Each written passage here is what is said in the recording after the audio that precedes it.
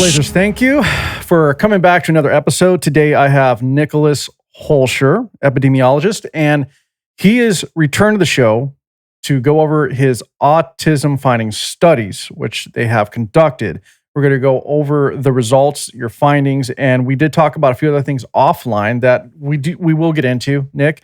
So, but first I want to start with autism, and I just want to publicly tell everybody that we've been having some technical issues before we recorded, so I'm big shout out and thank you to Nicholas for being patient and waiting on me here. So Nicholas, let's talk about your study, man. I'm glad you came back and appreciate that you agreed to be here. Yeah, well, thanks for having me. And I'll give just a brief overview and then we'll dig deep into each domain of the study. So, yes, sir. We did perform the most comprehensive analysis to date, and authoritative and extensively referenced on the possible causes of autism. We found over 300 studies in the peer-reviewed literature looking at what's causing autism. And we identified about 9 different distinct domains of areas of concern. And so we found one that was dominant, and that was vaccines. I just want to lay that out first. And so, but let's go through the smaller pieces of the pie that appear to slightly increase risk or increase susceptibility to developing autism after a battery of vaccines. So first we have genetic susceptibility, right? So there's many different things, what's called genetic polymorphism. So the MTHFR gene, when there's a common variance in that can affect folate processing in the baby. Folate's essential for brain development. And so when that's affected, that can increase this susceptibility for sure. And then we have things such as siblings with autism, so what's called sibling reoccurrence. If your sibling does have autism, there's about a 20% chance you will also have autism. This is documented in multiple studies now that were very robust. And then we have other things such as older parents. So if you have a baby, you're over 40 years old, there is increased risks of these adverse neurodevelopmental outcomes. So we have those bases covered, and then we moved into the environmental toxicants.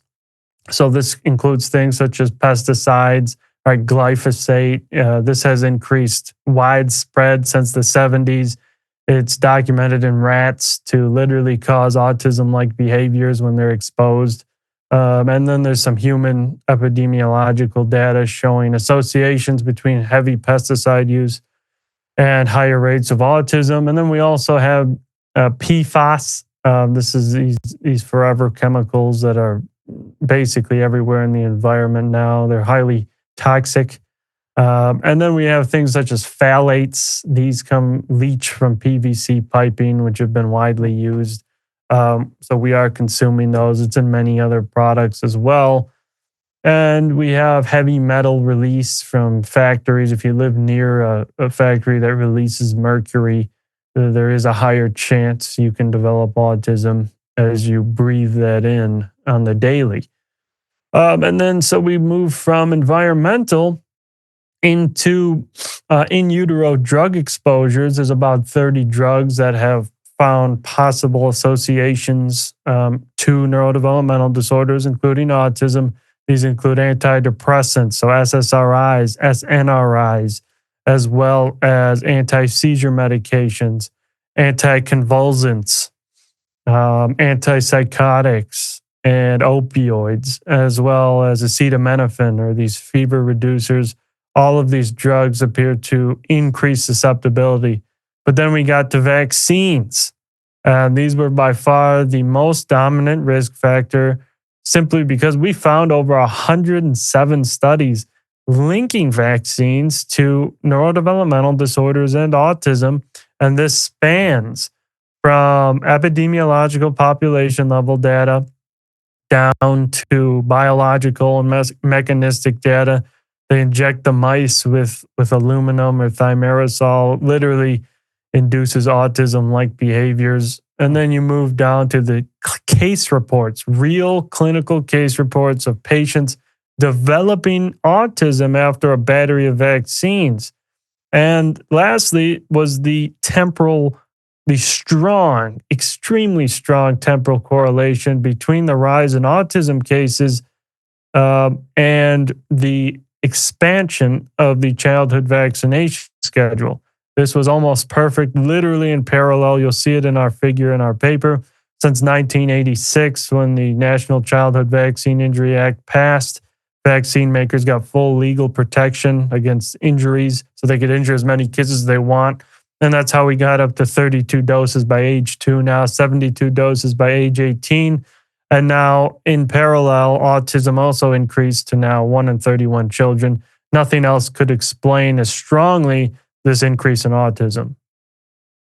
I'm actually glad you brought up the number of vaccines, because I was literally going to discuss that, because last time you were here, you did mention about there being a 72 vaccine schedule by the time you're 18, which is crazy. Couple questions, because there's a lot to unpack. I'm not sure if there was a correlation between a specific vaccine, or was it just a combination of vaccines built up over time that contributed to autism? Yeah, that's a hard one to pinpoint. We believe it's a combination of all of them. We have to remember the only ones that have been studied for autism were MMR, hepatitis B was studied a bit. Yeah, that's it. Literally, you have That's all it? like the 20 other types of vaccines. They didn't even look. Huh. So I mean, and so when they claim vaccines don't cause autism, they look at 29 studies that we also have in our report that found no association. Those were only looking at MMR for the most part, and hepatitis B, and those were riddled with fatal flaws. They don't even have unvaccinated control groups. They simply, you cannot assess risk without a real control group. Right. And so that's what they're basing that off of. But yeah, it's important to note there were also many other studies that did find strong associations between MMR and hepatitis B and autism. So as of now, it's just a culmination of buildup of all these vaccines, one after another, on top of another, that seem to be contributing to autism. Is that correct? It's no specific antigen in It's these just a vaccines. combination. Yeah, it's the combination of everything in these shots. So you go through the list, it's very disturbing what's in these. So obviously you have the viral antigens, right? That will invoke inflammation and strong immune response, but that's just part of it. You have the aluminum adjuvants. Right. You used to have the thimerosal. Both of these are highly neurotoxic. They deposit in brain tissue. You have those, and then you also have formaldehyde, which is literally a carcinogen. There's trace amounts of that in most of these vaccines. You have polysorbate 80, which is a organ toxic emulsifier.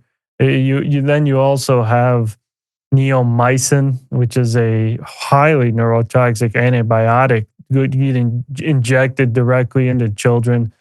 And you have fetal DNA cells. There's trillions of DNA fragments from fetal lung tissue from the 1960s in these vaccines. They use it at the factory. They use these fetal lung cells to churn out viral antigens to be placed in the vaccines. Really So you have quickly. all this stuff. Yeah, Nicholas. Real quickly. So when in using fetal DNA in these vaccines, how does that affect the person receiving this vaccine? How does that interact with the other person's body? Yeah, we believe it does in some cases integrate into these children's genomes, because there was a 2015 study we included in our report. These guys are the ones that found the trillions of DNA fragments, but then they looked in human cells as a side test in the same study. They exposed these human cells to these DNA fragments, and they literally took them up into their genome by up to 0.6% of the entire genomes of these cells in the test tube became that fetal DNA. So you're literally just pumping these babies in with a different human's genes. And so we have no clue really what the implications of that are, but they did find that this actually did disrupt genes that have been linked to autism. And so this can definitely be playing a role. And this fetal DNA is found in the MMR vaccine. They use it for the rubella component as well as the hepatitis vaccines. Interesting. All right, let's get back to the brand that people know, which is the whole Tylenol thing. and of course, that's just the brand. So I'm not saying Tylenol in general, but they're just the brand of. Um, how has that been attributed in your findings to autism? Did you find, or was the foundation able to find a correlation between the use of, let's say, products like Tylenol and autism while someone is pregnant, for example? Yeah, we include all the studies on this in our report. There's a study by Prada and colleagues that did a systematic review of this. And they did find, a decent portion of studies that looked did find a positive association with Tylenol and autism. But then we looked closer, another study came out with what's called sibling controls, where one sibling was exposed to the Tylenol, the other wasn't, and then they found no association. So, regarding Tylenol, we believe it is definitely not good for a pregnant mother to take. It can interfere with different gene expressions in the developing fetus. It is obviously toxic to the liver, and this can deplete the body's detoxification system. But what we found the most important aspect with Tylenol was it appears to be serving as an amplifier of risk to develop autism when combined with a battery of vaccines. We have to remember every single study that looked at acetaminophen, Tylenol, and neurodevelopmental outcomes, not one accounted for vaccines, not one. So you can't. So those same children, those same mothers, they were also receiving batteries of vaccines. Pregnant women, they get 4 vaccines during pregnancy. So it's very hard to assess that causal relationship. But there was a study by Schultz and colleagues. So actually, one study did control for vaccines, and they found when you take Tylenol before MMR, it does amplify risk of autism by like 500%. So So in it appears to combination be an with the amplifier. MMR vaccines, it did contribute towards autism? Yeah, when it's combined with all these other things, but we were unable to identify a case report of like a child just taking Tylenol and developing autism just from taking the Tylenol alone. But it definitely appears to be able to increase susceptibility, particularly if the pregnant mother's taking them all the time in high doses. That's obviously not going to be good for the developing No. brain. No. So what do you say to the reports that have come out? Here's one thing I notice about the foundation, McCullough Foundation, is when you guys do a study and you release your findings, all of a sudden there's a bunch of groups that come out to try to rebut your findings. And how convenient that you came to the end of this study in autism, and then right away I saw people on social media right after you started doing your podcast tour saying, "Oh, there's no link between Tylenol and autism. They're trying to debunk this, debunk that." But yet you guys do rigorous studies, like you don't just rely on one result. Like you just keep going and going and comparing other studies and findings, not even just your own, but from other organizations, from other people.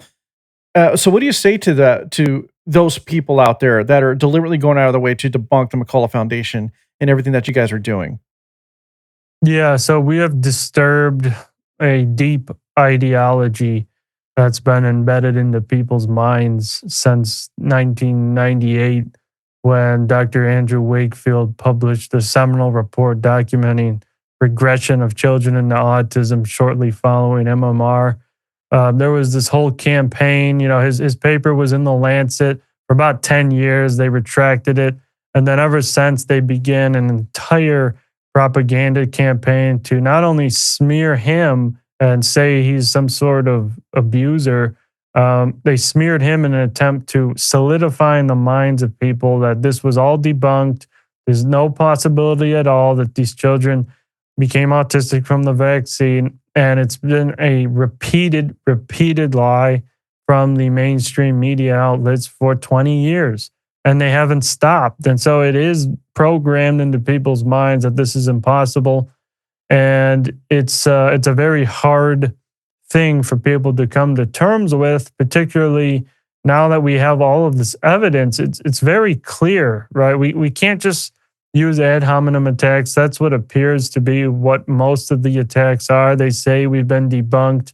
They say we're frauds. They say all sorts of things, but a lot of the time they don't even look at the studies. They don't even read the report. But when they do read the report, they claim that the 107 studies are all bad.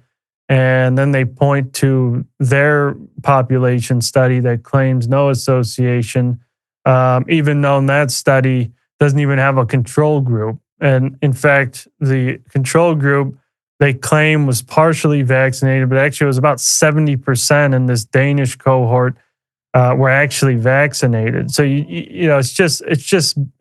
it's garbage. It was these studies were intentionally designed to find no association, and the strongest studies yet. And they never mentioned this, and this is important. We have a table in our report of all 12 of the real vaccinated versus fully unvaccinated studies. So there were 12 of them with these real control groups, and all 12 of them found the unvaccinated were far, far healthier in every single domain. They had far less autism risk, far less neurodevelopmental disorders, including tics and ADHD. They had far less autoimmune disease, less asthma. The unvaccinated had less skin disorders. They were healthier in every single domain. And so it was quite undeniable. And so, yeah, they never mentioned that part. Of course not. And the other thing about all this that I've noticed is it's always very timely. It's always very, coincidental, right? But the reality is, how much of this can we attribute to big pharma just pushing back, right? Who's funding these studies? A lot of people don't even look into that either. And of course, a lot of studies I've noticed have always come out to make the big pharma corporations look like, hey, everything they've done is legit, it's on the level. And, it just seems like a very timely, coordinated effort to discredit your work, which is ridiculous to me, given everything that you guys do, like everything that you guys do to make sure that you are on the level, that you're comparing everything from all sides to make sure that you can come to a logical conclusion, not just based on your opinion. So hats off to you guys. Just keep doing it. And, I just thought I'd get your opinion on that situation because it just always seems very, like I said, coincidental. All of a sudden, hey, there is no study linking this to that or X to Y or whatever, which is ridiculous. So as far as the Tylenol thing, we're gonna lay that to rest because you've explained it, and it sounds to me though like autism, aside from vaccines. Aside from drugs, like the opioids, the SSRIs, etc., much of it is environmental as well. Everything down to what's around you, what things are made of, such as plastics, for example, everything that's leaking into your water, your food supply, your diet, for example, correct? So when we're talking about children who have bad diets, and I brought that because you mentioned before about your gut biome, right? Like your makeup in your gut and how that affects your health and how that can also lead towards autism-like symptoms. Can you please expand on the environmental aspect and as well as the food, for example? Yes. So the environmental aspect is not directly causing autism in children. It is simply put just increasing susceptibility, and probably in many or in a minority, a small number of cases may be directly causing autism, particularly in the womb if they're exposed to so much of this environmental toxicants. It may play a small role indirectly causing it in some instances, but we believe this is just drastically increasing susceptibility. And so, because when a child has all of this toxic burden from all of these toxicants, which we know for sure it's everywhere now, and you mentioned plastics, microplastics, they're everywhere now. They're in every organ system of humans. Every time they look, they find it. They find it in the brain. They find it, and it's increasing over time. So each year they look, there's more plastic in the brain and nanoplastics. This has all been linked to autoimmune diseases and even cancers now.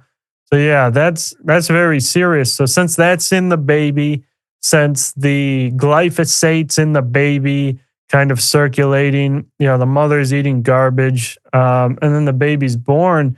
Their detoxification system, it's trying to deal with all of this stuff, and so as it's doing that, it doesn't have enough capacity to handle 8 vaccines at one visit, which directly just injects them with all the toxins I mentioned earlier. Like it's probably, if you give 8 vaccines, it's going to be like 50 toxins just directly entering the central nervous system. It can't handle it. The baby cannot handle that, and it will cause neurodevelopmental injury.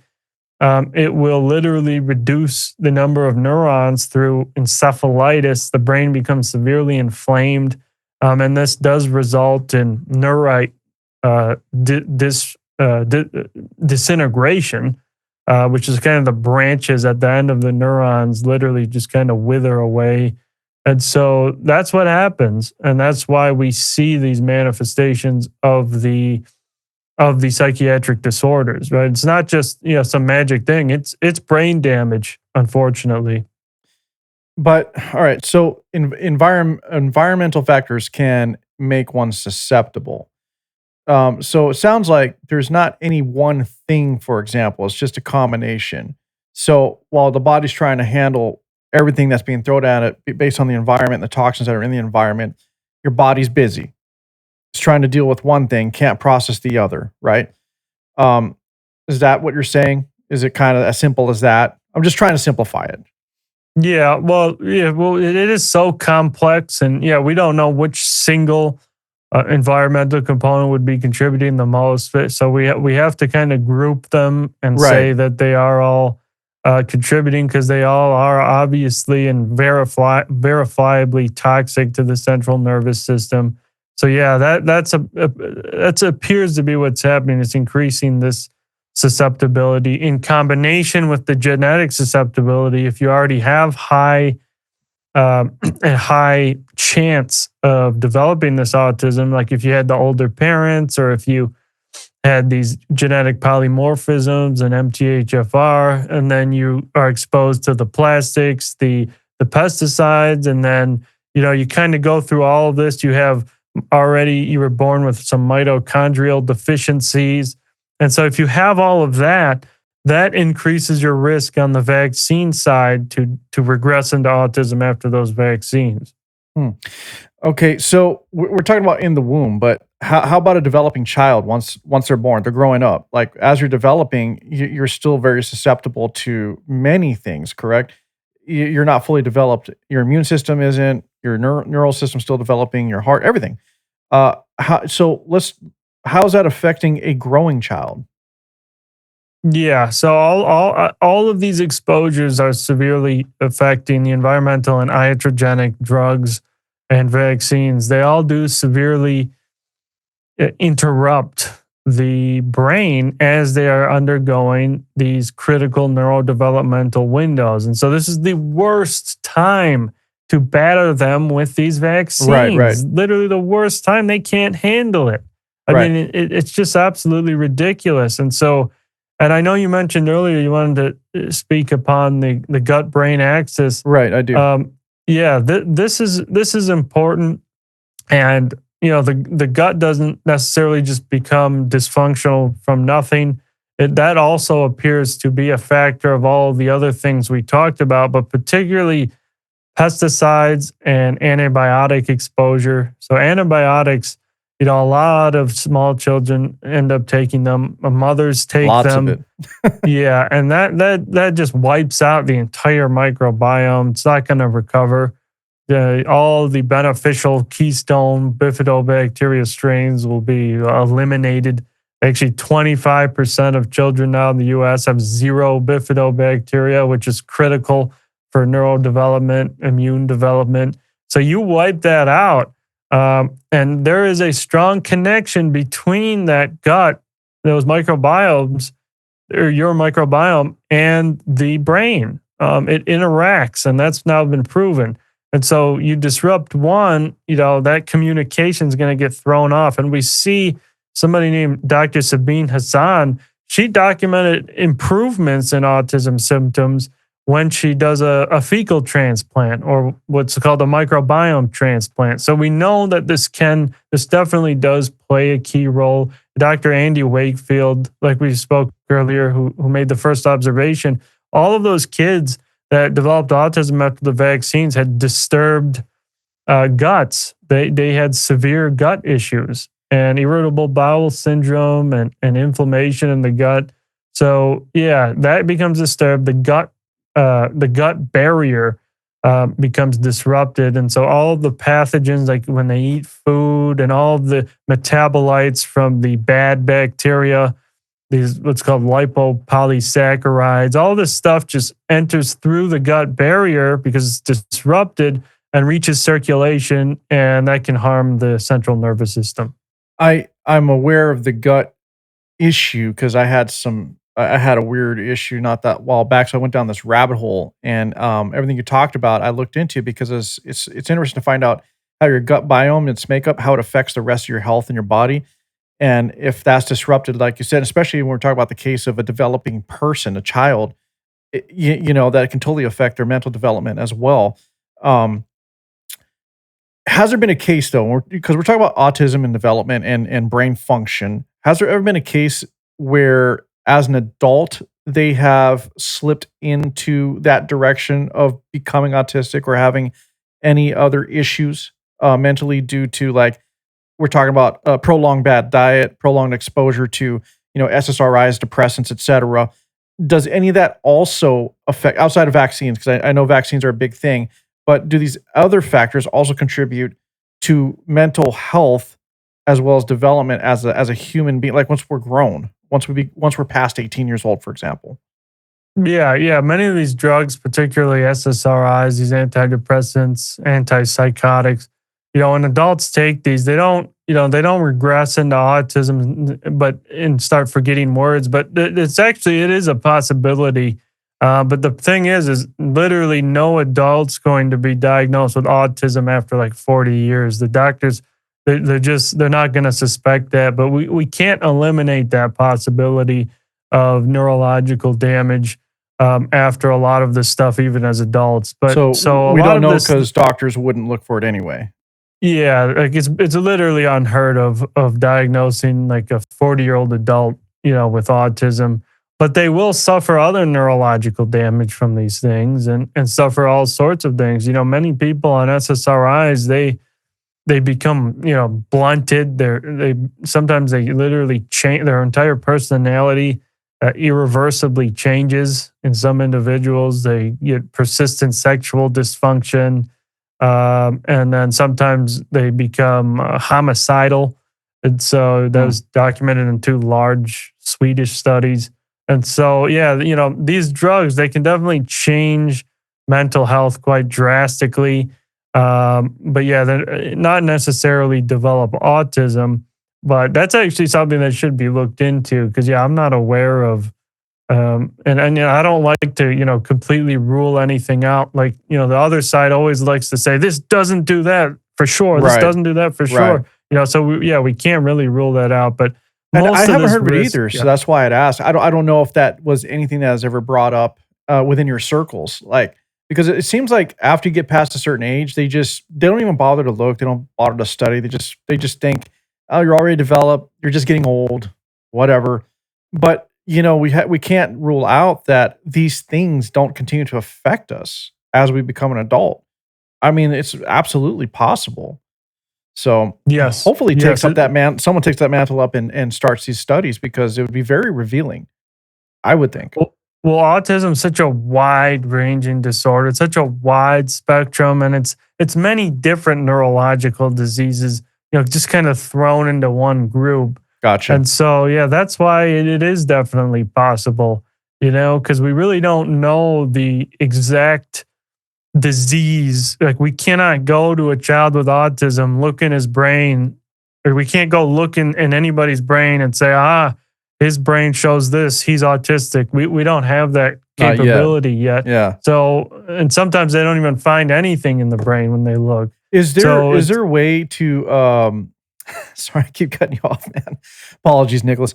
But is there a way genetically to find out if anyone has a predisposition towards autism or would have autism based on their DNA? Yeah, there are some common genetic polymorphisms, or what's called like your genes. And I mentioned it earlier. One key one is what's called the MTHFR gene, which is central to your body's ability to process and utilize folate, which is a vitamin used for neurodevelopment.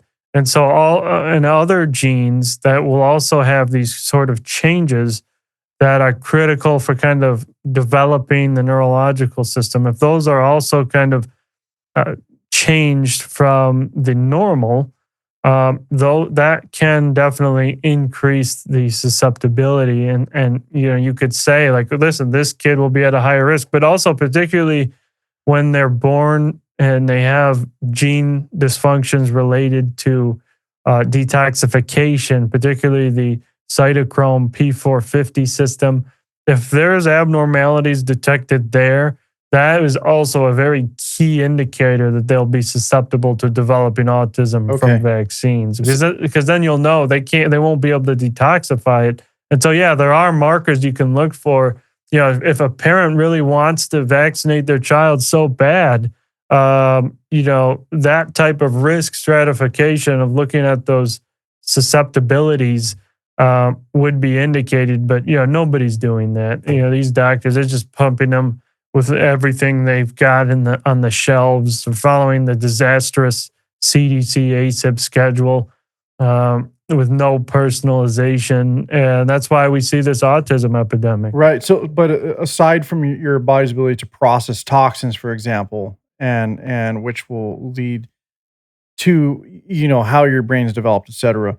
There's not like a genetic marker for like blue eyes or blonde hair, for example, that you can look for in autism. Not like an autism, like a specific autism marker that can be identified.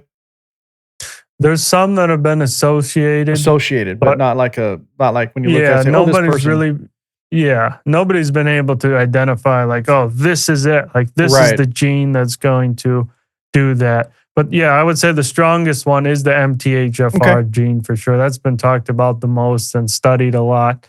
And there's a few others, but yeah, we can't really look at that and say for sure.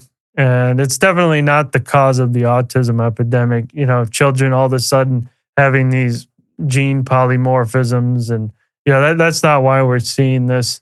We're seeing this autism epidemic because of neurological injury. All right, so let's sum this autism stuff up here. Your study. So it's basically, if I'm correct, please correct me. It's due to the outside attacks on the body as they're being developed through all of these drugs and vaccines that are interrupting the development of a child that could lead to autism. Am I on the mark there? Yep. It's all of that stuff. All of that stuff increases susceptibility. And then the vaccines push over the tipping point and trigger. So the main pathway to autism is it starts with the battery of vaccines. The child develops, and this is documented in the verified published case reports. They get the battery of vaccines, they get a very high fever, and then they develop febrile seizures due to this high fever. And so they start seizing up. And when they start to seize up, that also incurs neurological damage. And then they recover. But once they recover, they've developmentally regressed. They stop learning. They forgot words. Sometimes they don't even remember. They can't make eye contact anymore. And so that's usually around the time when they'll be diagnosed with autism. And so again, and that febrile seizure is also related to what's called encephalitis, which is that inflammation of the brain. And so it appears that autism in most of these cases we're seeing now is a form of post-encephalitic state or post-brain inflammation state where they literally have incurred this neuronal tissue damage. That's interesting. Um, yeah, that's crazy. So we're gonna wrap this up. So you've said a lot. I want to make time for the other findings and updates that you had mentioned before we started recording here, and I want to give you the opportunity to go over those. So I'll give you the floor, however you want to lead off on this, whatever comes to mind. What updates do you have since we last spoke? Yes. Well, I'll go through two two case reports we're working on right now that are actually very, very worrisome on the mRNA technology. The first one, we have a patient. Now, I'm not a physician, by the way, but I'm working with Dr. Peter McCullough. But I am, we are working with these patients for research purposes. We have a patient who is a kind of an older man, not too old, about 50 years old. He received a few Pfizer mRNA injections. He developed multi-system lung vaccine syndrome. So he developed myocarditis. He got a pulmonary embolism. He has neurological symptoms, chronic fatigue syndrome, skin disorders, viral reactivation. So he's got the whole 9 yards of common adverse events from these shots. So we sent his blood to a laboratory in Germany, as well as tissue samples. And we actually found Pfizer mRNA is still circulating in his body in what's called exosomes. 3.6 years after his last shot, we found plasmid DNA fragments from the Pfizer vaccine in his skin and in a Grover's disease area. So kind of these small little lesions and bumps. Pfizer DNA was in there, as well as circulating spike protein over 3 years after his injection. He's never been infected, verified by antibody testing. So he hasn't had an yeah, injection for over 3 years, though? Like, no other boosters, nothing? no. And we've been working with him for a while. And this is going to be the strongest case report to date on COVID vaccine injury. All of the tests have been done. There's been like 5 different laboratories involved. And so this really might help prove finally that all of our public health agencies and pharmaceutical companies committed fraud and blatantly lied when they said the mRNA would only last for about a week and would be rapidly degraded. They were gravely wrong. And in fact, it appears they were lying because it was impossible to know that. And so there hopefully will be, legal action as a result of this because it's that well documented. And then we have another case we're working on, which is more disturbing. This mother reached out to us, her young healthy son received 2 Pfizer mRNA injections, developed a heart tumor, a primary cardiac sarcoma, extremely, extremely rare. It metastasized to his brainstem, Jeez. and he suffered a slow and painful death. And the tissue samples, the tumor biopsy samples were sent to this German lab, and we identified Pfizer plasmid DNA directly within the tumors, in these tumors that went from the heart to the brain. And so this is all horrible. So what we're uncovering now is worse than what we kind of ever imagined we would be uncovering, and it's not stopping. And so we're going to continue to put this research out to stop this disastrous program. And then there's 2 other studies that came out. If you want to talk about them, You got the floor, Nicholas. I mean, yeah, let us know. Let us know what's going on. Yeah. So these 2 other studies. We'll start with the first one. I mean, it's again, these studies are just shocking now. They had 51 million people in it. It was the entire population of South Korea. The entire population was included in this study, and they found a very strong signal of vaccine-acquired immunodeficiency syndrome, or what's called VAIDS. So what happened was each as you increase the number of doses among these 51 million people, so 1 dose, 2 dose, 3 dose, 4 plus dose, as each dose, as you got more doses, your increased risk of other infections increased each time. I'm sorry. So the South Korean, are we still referring to COVID vaccine? I wasn't sure that Yeah. Okay, so Yeah, apologies. this was COVID mRNA injections, Okay. and so And when the they entire got the population. entire population, when they got the 4 plus doses, the children ages 0 to 19 suffered a 600% increased risk of other infections. Wow. So this means, and again, you can't get a stronger data set than this. This means that VAIDS is real. This means that the immune system's becoming severely disrupted, dysregulated, and your T cells are becoming exhausted. They don't function anymore. They can't protect the body anymore against infection. And you have something called IgG4 class switching when, again, this is another dysfunctional immune response to these mRNA injections. And so now we just see the highly vaccinated populations are becoming highly infected with, and also with tuberculosis. The more you discuss this, even from last time you and I spoke, it really seems more like this was like a bioengineered weapon against humanity. I'm probably getting conspiratorial, but it's like everything about this COVID vaccine seems to be specifically designed and engineered to break down the human body in some way. Yeah. No, Crazy. you're right. You're right. These are biowarfare agents. This has now been confirmed by the International Alliance of Indigenous Nations. They recently released a press release by their international tribunal that the COVID-19 mRNA injections are indeed biological weapons of mass destruction. And when we had Minnesota bill earlier this year, Shane Meckland, he introduced a bill declaring these injections biological weapons of mass destruction.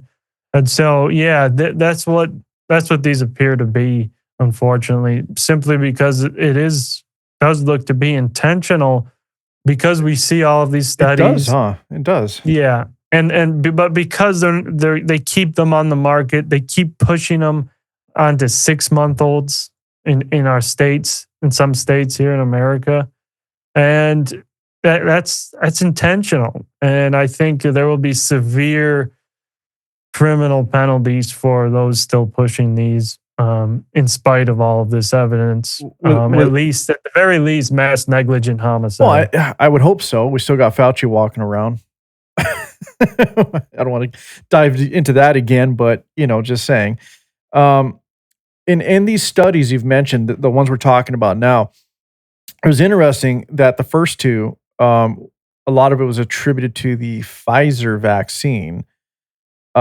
Without getting you into trouble or putting you on the spot, because I don't want you to say the wrong thing here, but is there anything, for example, with the South Korean study, were they able to break down which vaccines, for example, whether it was Pfizer, Moderna, whatever, and the percentages of those vaccines that actually affected the populations?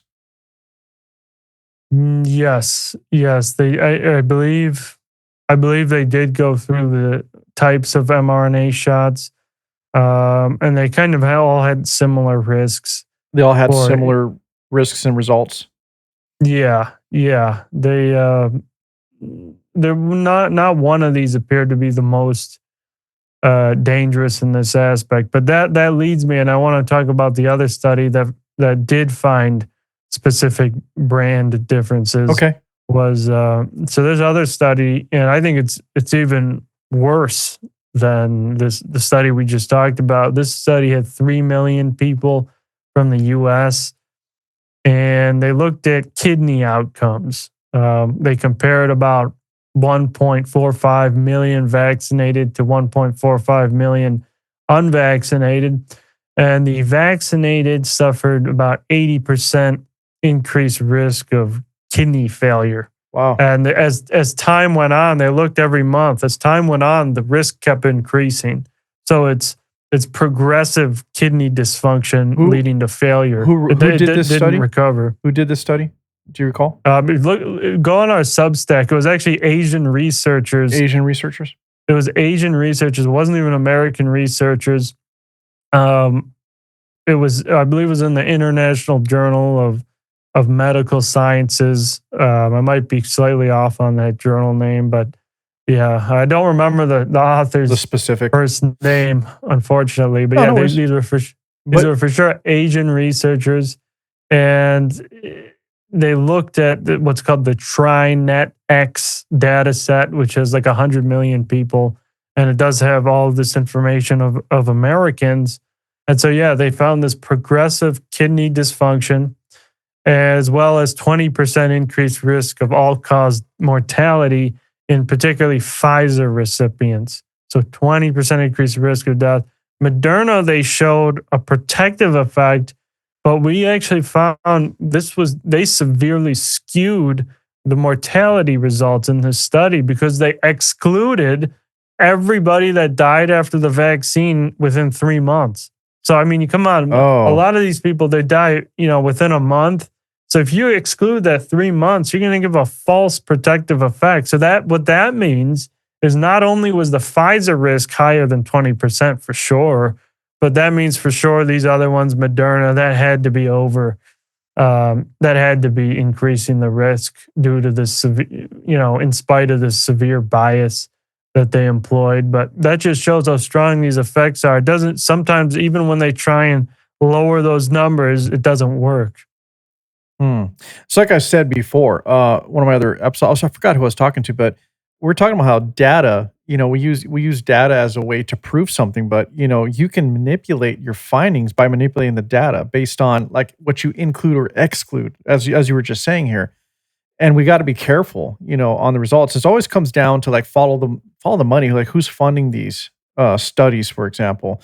But some of these are errors, in this case may have just been they overlooked possibly, not including those deaths within the first 3 months, possibly. I don't know.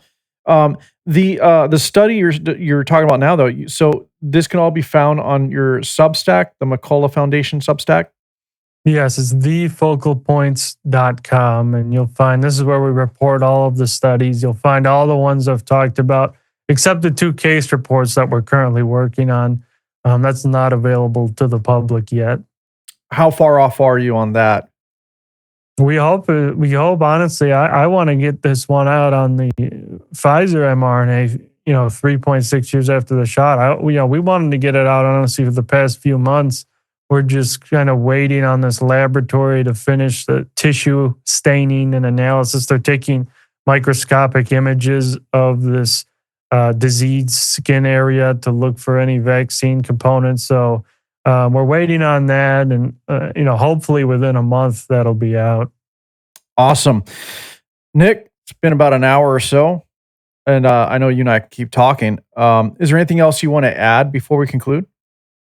No, that's it. I think. There's one more study. I'll just I'll give you one more. Let's go. Go ahead. give us one more here. 86% of PCR positive COVID cases were not real infections. The German study just proved that. Really? And so, yeah. So basically, it was this was one of the largest frauds in history where people thought the cases were so high. They used these false PCR case counts to employ lockdowns, to force vaccine mandates, and for all sorts of horrible things. And it was all based on a fraudulent metric that wasn't even true. So again, this should be opening the door for legal action against this horrible situation that we went through in 2020. I hope so. I mean, we need accountability. It seems like it's unattainable, but it's good to hear about these studies that there are people taking this serious, and they're not taking no for an answer. So this is all good news. Yeah. Outside of that, Nicholas, I thank you for being here. Once again, tell everybody where they can find all your studies, everything. I believe you said the focal points.